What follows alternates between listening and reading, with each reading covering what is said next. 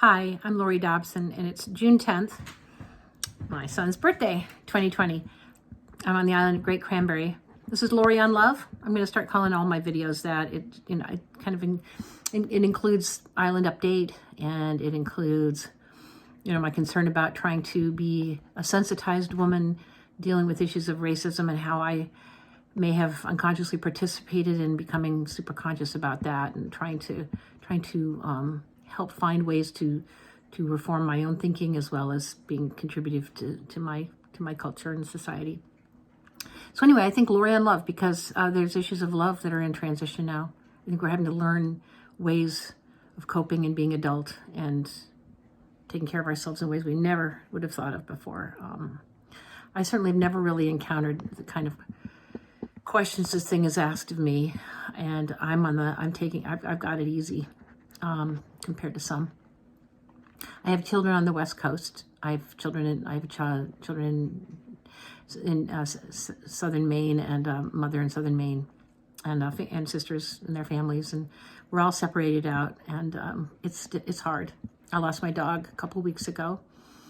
It was hard for my mom to deal with my coming in a time of great uncertainty of health, and making sure that we could all take care of the dog as she needed to be put down, because Piper was failing. It broke my heart not to be there for my dog, to be there for my mom, to be there at the end, to be there with my daughter, whose dog it was originally, and to see that things could be done without me. It made me feel sort of dispensable, in the long run.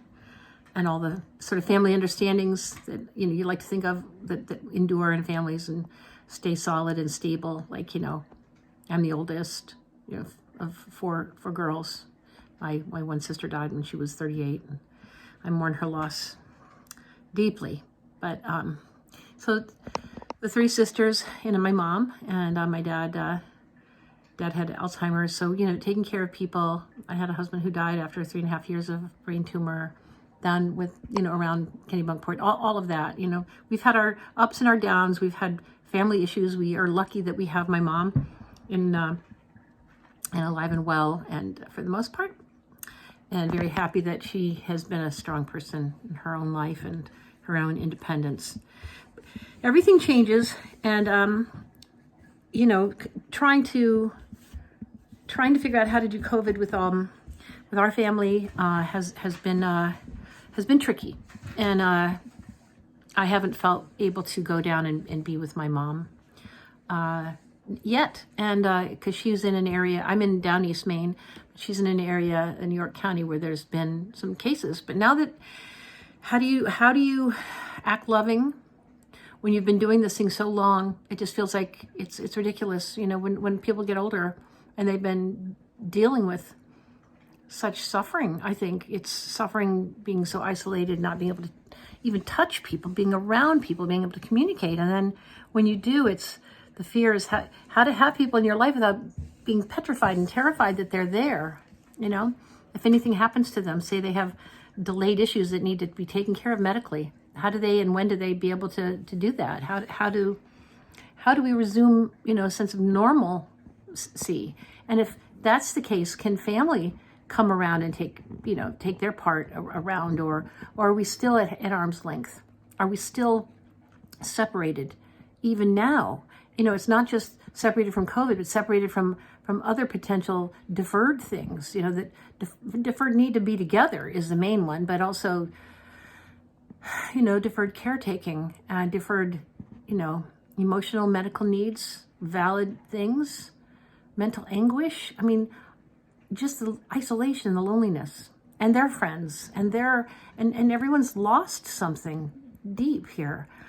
These are hard things that it takes a full heart to be able to comprehend and to deal with. But I think we're better if we're honest.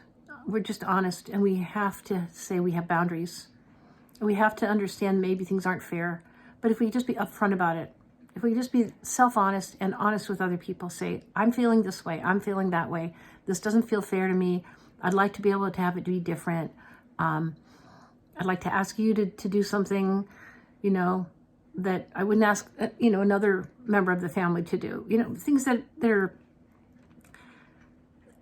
I mean, you know, obviously throughout time, people have had to be grown-ups and deal with the tragedies of life, the mortality. But when it shifts so quickly, you know, I mean, we haven't really had a chance to adjust, really, but take a deep breath and get used to this. This is a sudden change, you know, like a sudden death versus a lingering illness. It's required shifting in a dramatic way. And I think we will understand how to manage it from another plane of another level of operation.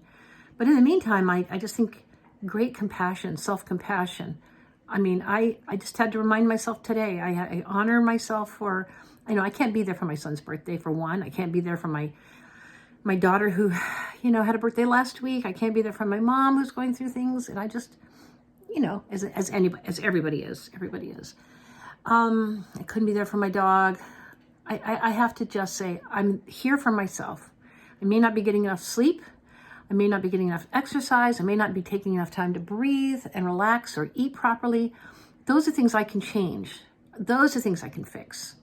Those are things I can forgive myself enough to pay attention to, pay heed to. Love myself enough to get through this. And I think love has to be something that we can extend to ourselves, first and foremost. Because how are we going to have the reserves and build them up again to deal with the changes that are still coming down the pike? There's a lot to come, but I think we can remind ourselves that we are people that have humanity and great heart, and we can be strong. We've had a government lead us horribly astray. The propaganda out there is at an all-time high, and we're all falling prey to the divisions that they would have us take in our hearts towards each other, you know, distancing from people, ghosting them, you know, saying people are toxic. I think those are faddish ideas and maybe short-term solutions, but they're certainly not the way to be an adult in this world and to manage to just kind of, you know, cope with love and heart and spirit and soul. And I think those are the gifts that we've been given as members of the human race. I think we have a soul, we have conscience, we have a conscious way of doing things. We have a conscience. We can do this, you know, we can do this together. So that's my message. It's about love today. It's kind of a gloomy day, but I'm feeling glad that I can get in touch with, you know, my inner, you know, strength and stability. And I'm very lucky I have a man that is in my life that helps me every day know what it feels like to have someone that loves me and is there for me through thick and thin. So shout out to Bob and to all my great kids and my family and to my mom and to everybody. Okay, have a good day, guys.